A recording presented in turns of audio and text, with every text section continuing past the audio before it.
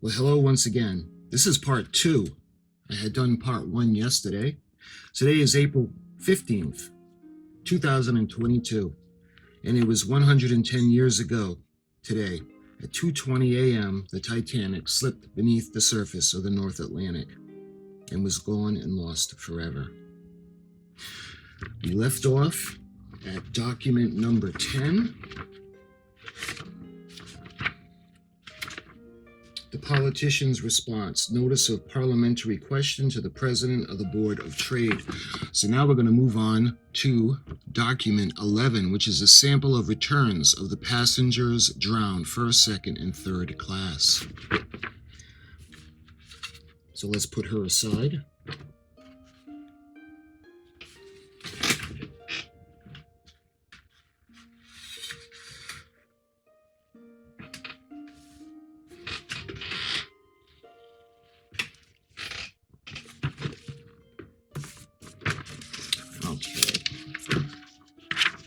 And the aforementioned is M11431, the House of Commons. Notice given on Thursday, the 25th of April, 1912. The question to be put on Monday, the 29th of April, 1912.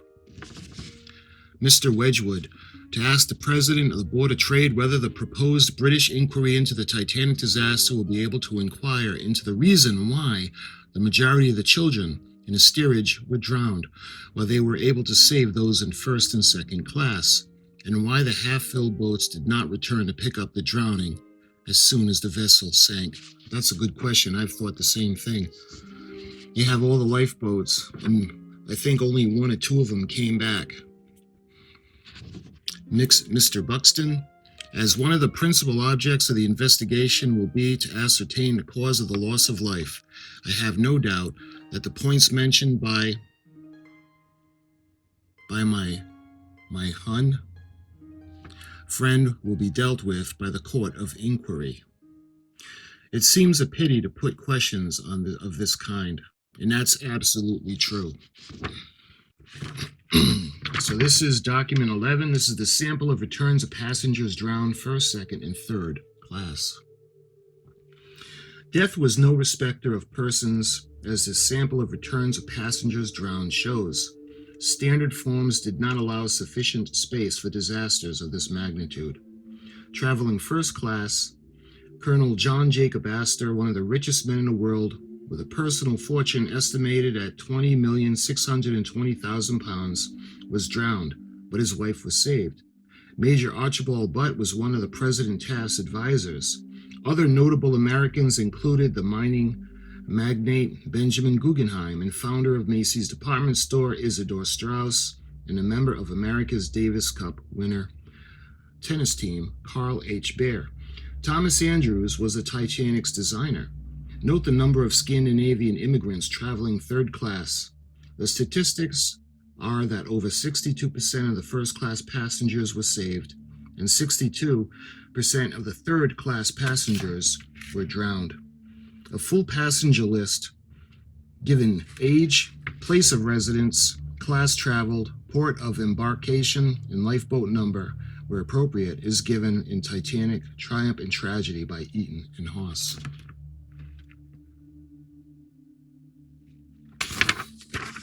Okay, so what do we got next? This is going to be Alfred Aumont, his account of his escape from the Titanic, statement of evidence in the British Commission of Inquiry.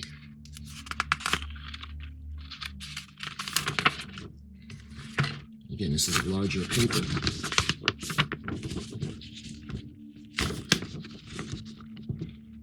Again, this has the feel of the original, the thickness of the paper, and the age. I love how they even put the staple with the rust marks. To be filled in when the official log is not delivered. Marriages, births, deaths, and injuries that have occurred on boarding during the voyage. You can see there's nothing in these boxes.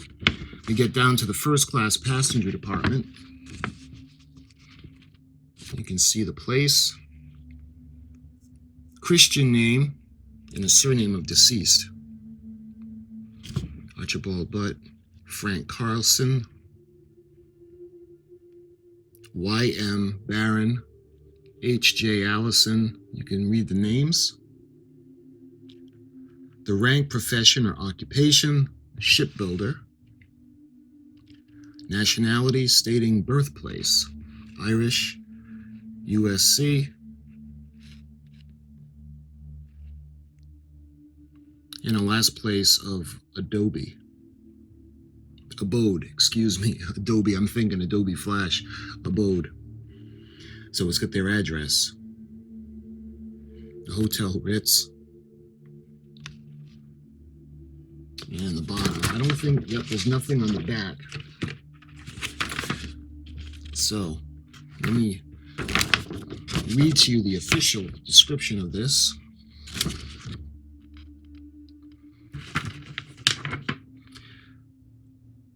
Aumont, a French cotton agent based at Le Havre, a seasoned transatlantic traveler, had joined the Titanic at Cherbourg. He describes the last night from the viewpoint of a first-class passenger. Dinner followed by a quiet game of bridge in the Café Parisien, and then the moment of impact with the iceberg. Clearly, no one knew what to do next, and no one even attempted to organize an orderly evacuation of the ship. Were crew and passengers alike mesmerized by the myth of unsinkability? Joseph Conrad was in no doubt that all people on board existed under a false sense of security, and some of them actually were reluctant to enter the boats. When told to do so, shows the strength of falsehood.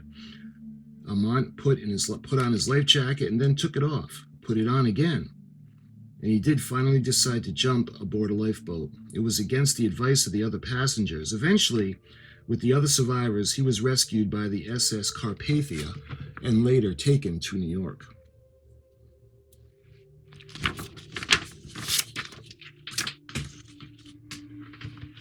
So we're up to 13.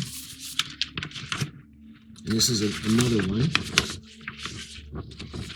Digest of testimony given at a hearing into the loss of Titanic before a subcommittee of the Committee of Commerce of the United States Senate.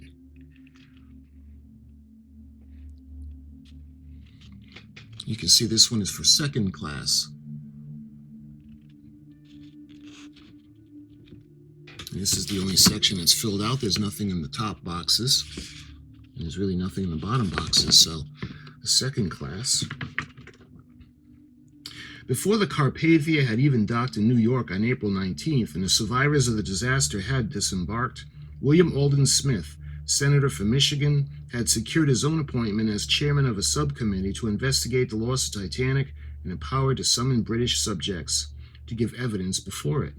Although the Titanic was a British ship, the White Star Line was owned by an American trust, the International Mercantile Marine Company, IMMC, and could therefore be sued under American law if negligence could be proved.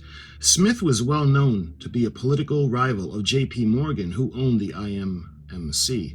Britain's ambassador in Washington refused to recognize this jurisdiction over the case, and sought to gain the U.S. president's support to have the inquiry terminated.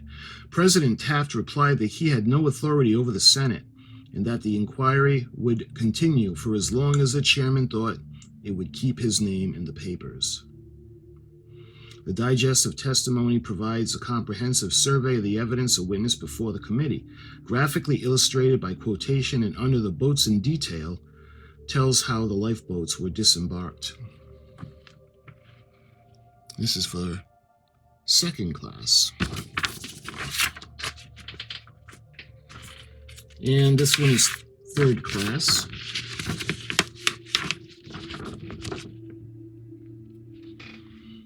And again, there's nothing in the first two boxes. There's something in the last box. Let's see. C number 621. I can't make out that name on the bottom. But this is for the third class.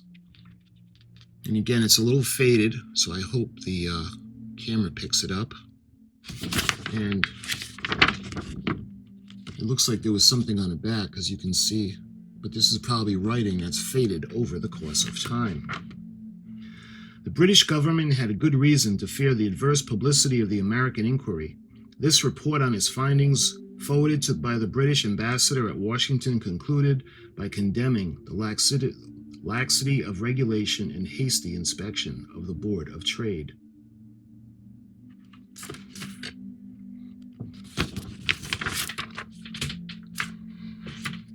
All right, looks like we have a handwritten letter. Alfred Fernand Omont. This is a copy of the letter from Stanley Lord, captain of the SS Californian, to the Board of Trade. So we get to hear what the Californian had to say.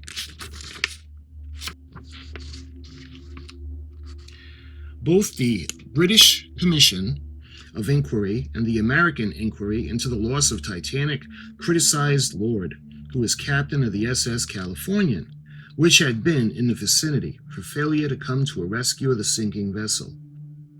The British report stated that the Leland liner Californian might have reached the Titanic if she had attempted to do so. As this document illustrates, Lord always protested otherwise. In the event, he was forced to resign by his employers, and his career was effectively ended by the adverse publicity he received, even though he had never been named as a defendant or legally represented in any of the hearings. The Department of Transport reopened the case in 1990. In its report, RMS Titanic, Reappraisal of Evidence Relating to the SS Californian, published in 1992, concluded that the distress rockets had been seen from the Californian, but that no reasonable, probable action by Captain Lord could have led to a different outcome of the tragedy. But you can understand, they can see the distress signals going up at the air. The right thing to do morally as a human is to go, even if their assistance there is not going to help. The right thing to do would have been to go there and attempt to help.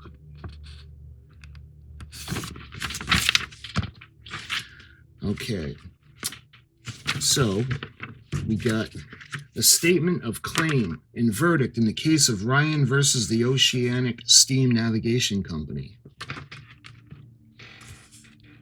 Titanic disaster hearing before a subcommittee of the Committee on Commerce, United States Senate, 62nd Congress.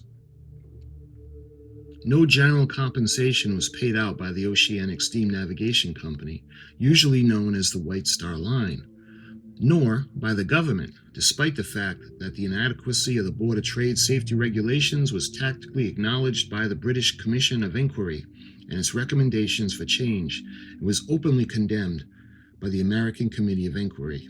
Tickets for the Titanic had been printed on the back. A statement of the owners would not be liable for any loss or damage caused by the neglect, navigation of the vessel by the company or its servants. This was not a form of ticket approved by the Board of Trade, however, and the questions were asked of Parliament about the need to bring steamship companies into line with the regulations governing the liability of railway companies towards their passengers. Thomas Ryan, whose son Patrick was drowned when the Titanic sank, brought a legal action together with the family of another victim, James Moran. Assisted by the MP Thomas Scanlon, they sued the owners for damages. The charges were clearly based on the findings of the Commission of Inquiry. The company appealed against the judgment, but the appeal was dismissed and the verdict of negligence in the Titanic's navigation was upheld. Claims against the owners of the United States brought in the Southern District Court of New York State were eventually settled out of court in December of 1915, despite claims as high as $1 million submitted by Renee Harris for the loss of her husband. Only $663,000 or 136,701 pounds was shared out among all clients.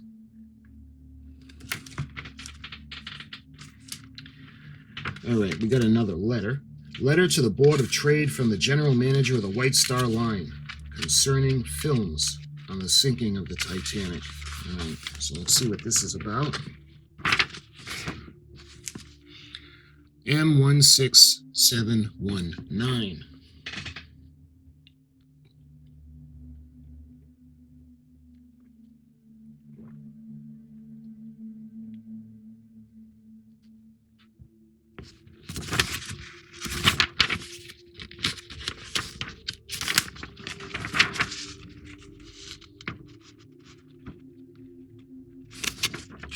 going to do my best to read this to you guys because it is it's faded in some spots.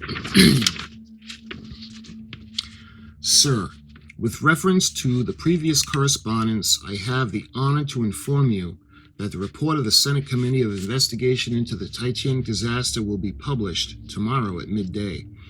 Although I have been unable to procure copies of this report in time to dispatch them by this mail, I have been permitted to see a revise of the report of the committee. It is understood that Mr. Smith, the president of the committee, had desired to make the report somewhat more denunciatory, but was eventually overruled by his colleagues. The report, which on the whole may be said to be couched in moderate terms, attacks with some, I don't know if that's vengeance, the notation of the commander of the Californian, and lays considerable stress on the small heed that was given to the warnings of the presence of ice in the track of the Titanic, while the method of filling and launching in lifeboats is also censured. It further condemns the hasty inspection of the vessel by the Board of Trade inspector during her trials.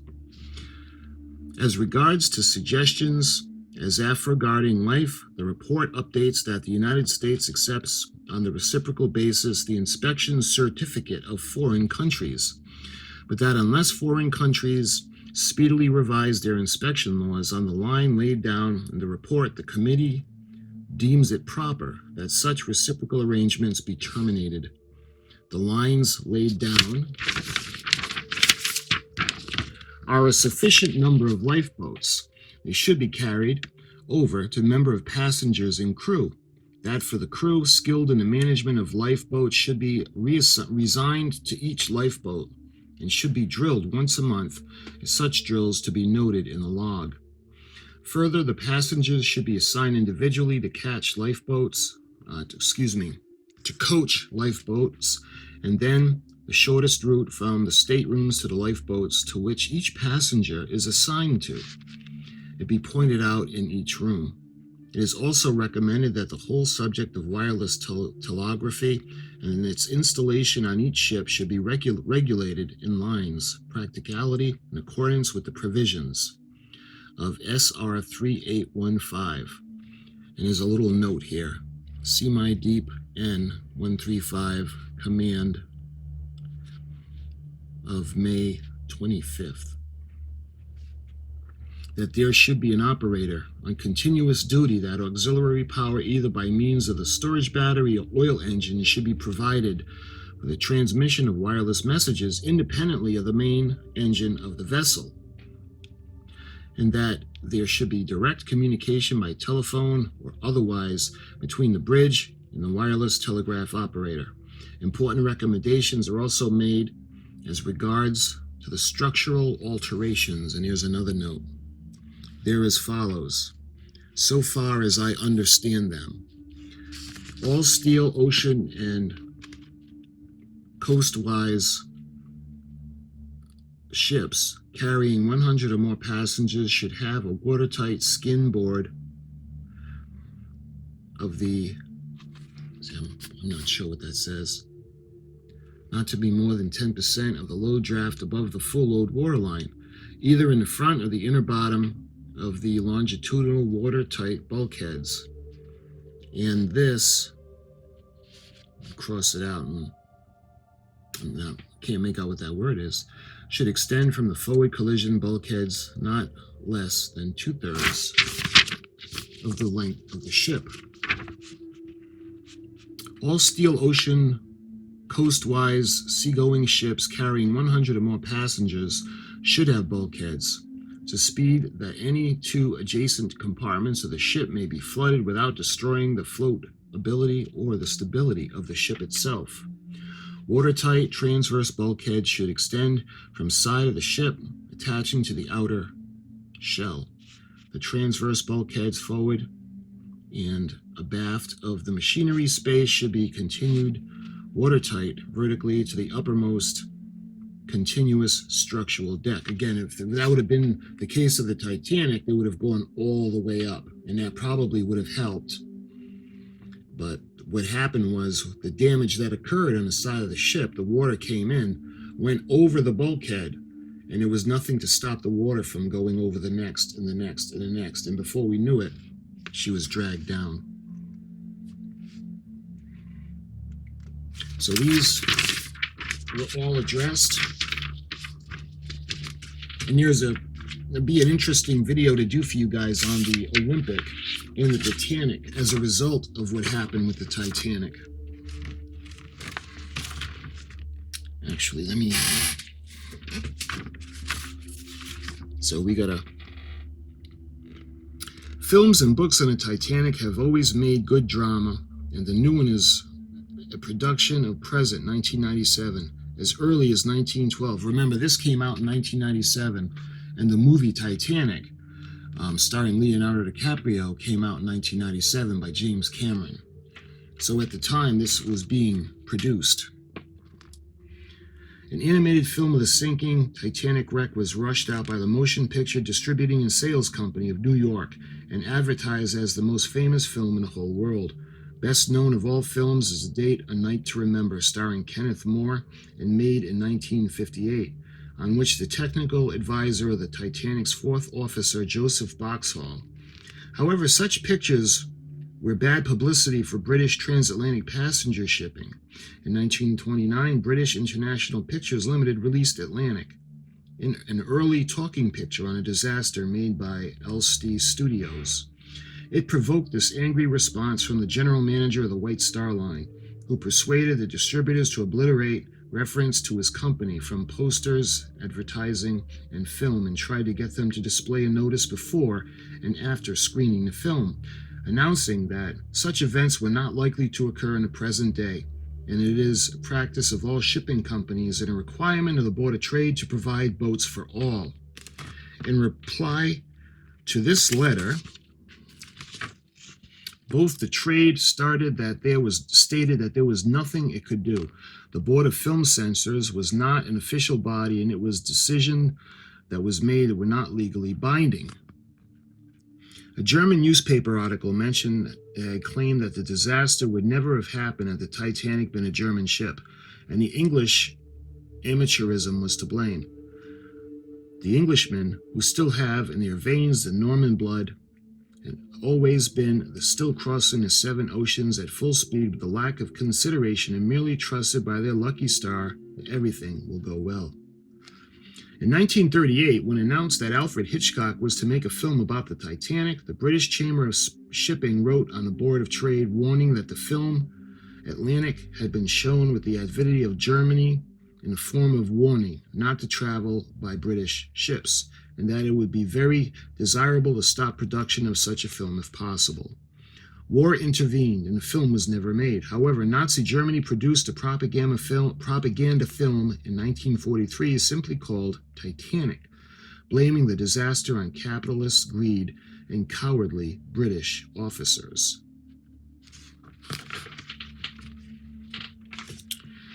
Well, so this is M23448, and this looks like another letter. Photograph of the survivor from the Titanic. And this isn't, we're not at that point yet, I don't think. This was, you can see, 10, I'm not sure, I can't make that out. I can't even, I don't know if that's supposed to be May 10th or April.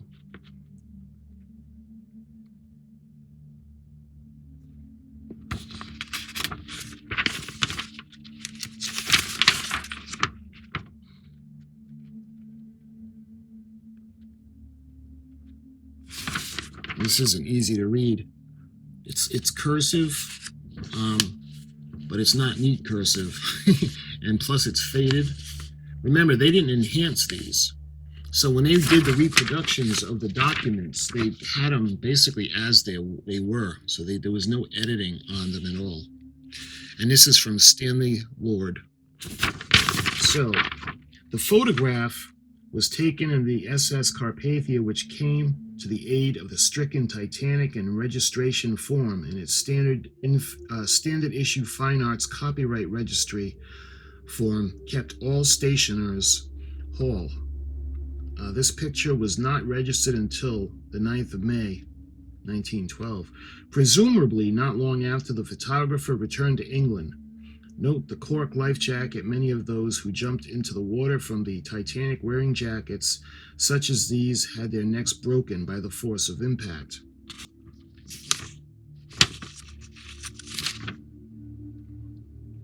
The copyright registry.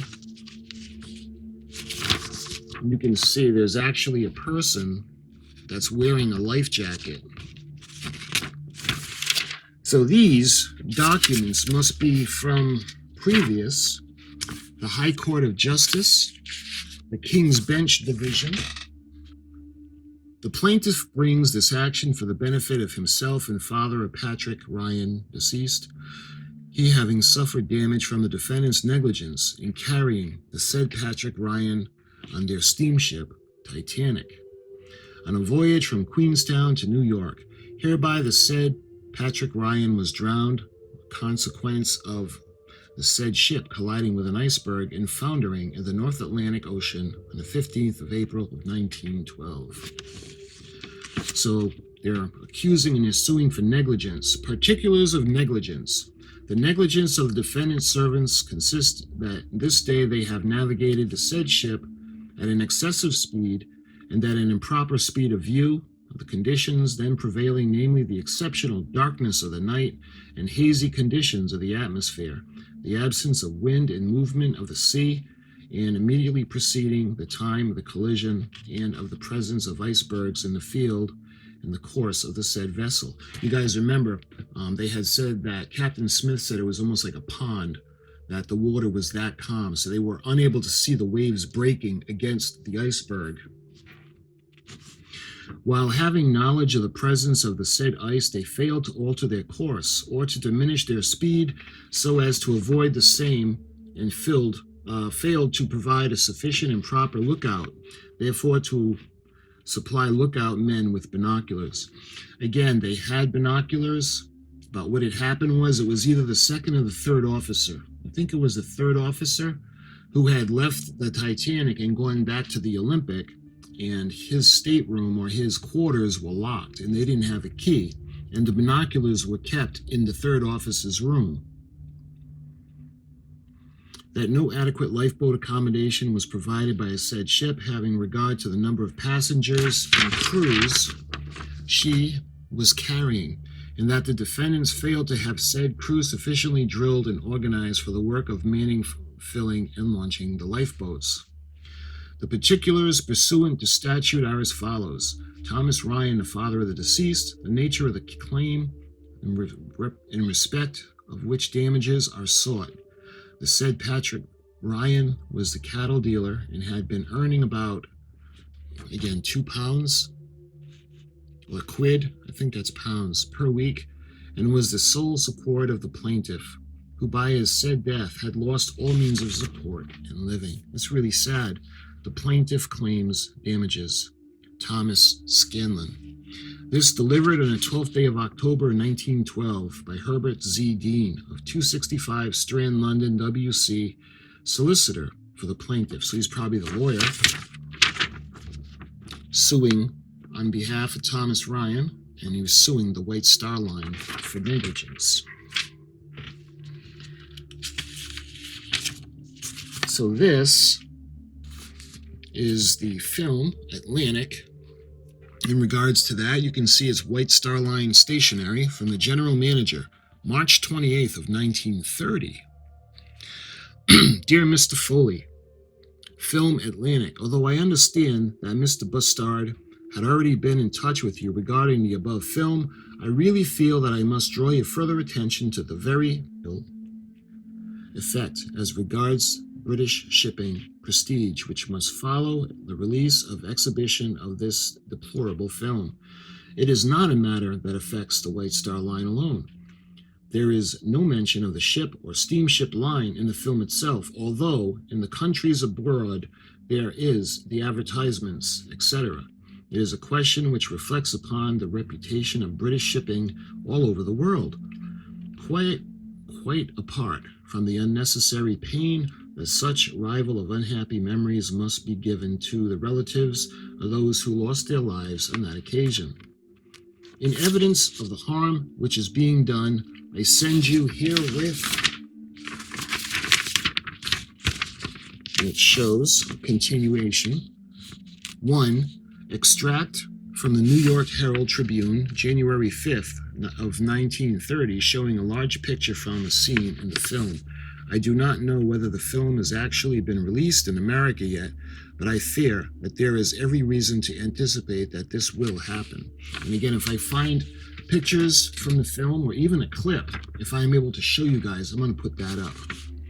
2. The from the Bayrich, Stachentung, and Bayer, sir, I'm just butchering these names, December 1st and 2nd of 1929, altogether with the translation of the article. I understand that this paper is an official government paper, i.e. a newspaper from Bavaria, in which the government publishes its official announcements. The damage that such an article is doing to the British shipping prestige in Germany is beyond estimation. And number 3, a Swedish book now on sale in Stockholm in connection with the showing of Atlantic in that country. The most distressing feature of the situation lies in the fact that the British film produced with British capital in Great Britain, and that therefore the blame rests with ourselves. What has happened in Germany, Sweden, and possibly the United States will no doubt, in course of time, be repeated in countries all over the world. And the question arises as to whether it is possible to prevent the exploitation of a subject which is so definitely damaging to one of this country's greatest industries. It does seem extremely unfortunate that our nations should think it well to get out the picture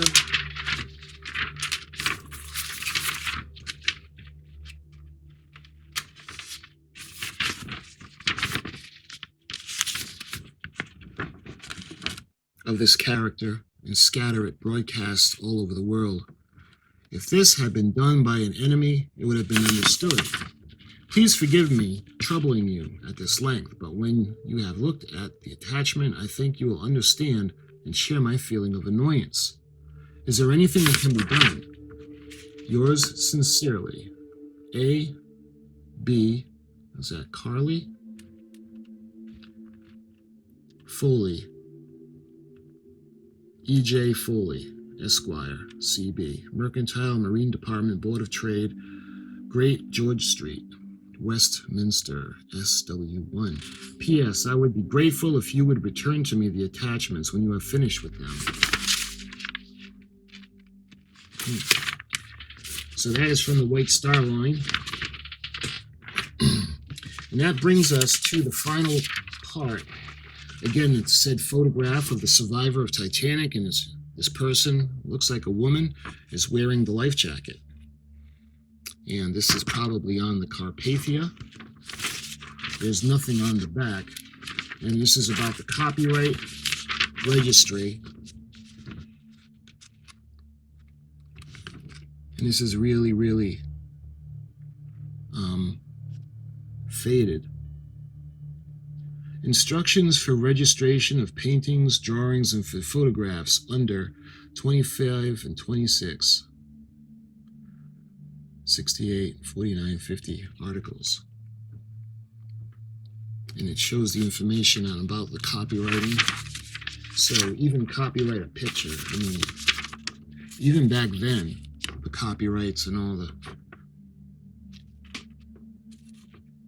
let's see, for official use.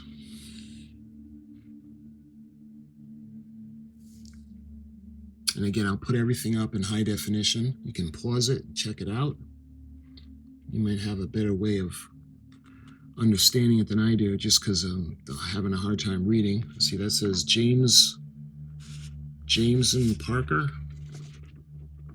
In filling up the first column, this description should commence thus: painting, drawing, or photograph. as the case may be. All names in the third, fourth, and fifth columns will be written in full.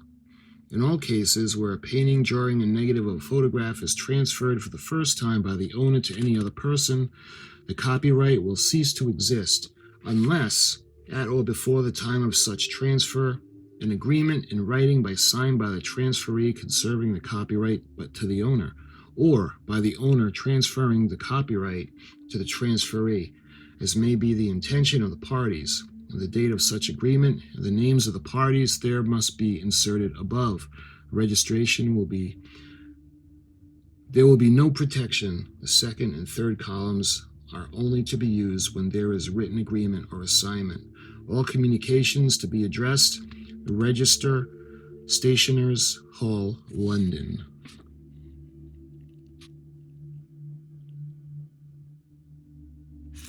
So that was his registration, the trademark for this picture.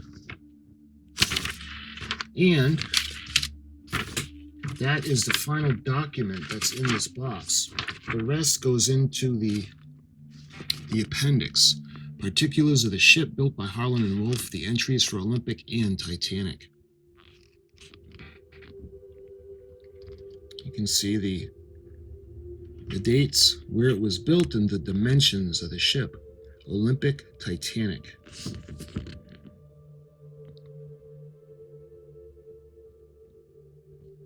Then you can pause it and check it out. Beautiful. And that is the description for all the papers that was in this. And this, again, this is part 2. I'll put up the link for part 1 in the description. There are a couple of things that I'm going to do on their own. I think because of the information and volume of information involved, it'll be better to do it that way. And again, today is April 15th, 2022. And this marks the 110th anniversary of the sinking of the Titanic. She sank at 2:20 a.m. And I know there was a lot of information in these 2 videos, and I know this isn't for everybody. I'm kind of the historian that I like to just to know what happened, and you can't get closer than all of these documents, in my opinion. It just really gives you an idea of what was going on back in 1912. So my friends, thank you so much for watching. And until the next video, I'll see you very, very soon.